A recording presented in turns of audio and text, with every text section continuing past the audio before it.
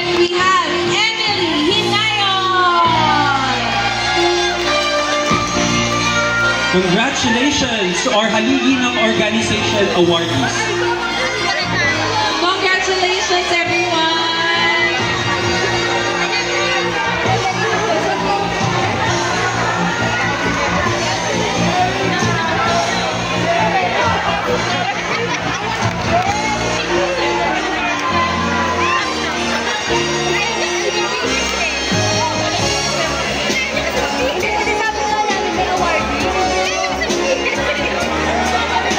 Look at the camera, guys. And look at the camera.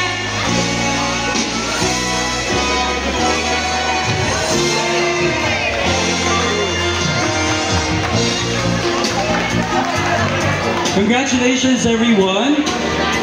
Next up, we have Bukal ng Dedikasyon Award. This is for demonstrating extraordinary commitment to tasks and responsibility. So our first awardee is from Grab. We have Marinel Batencilia.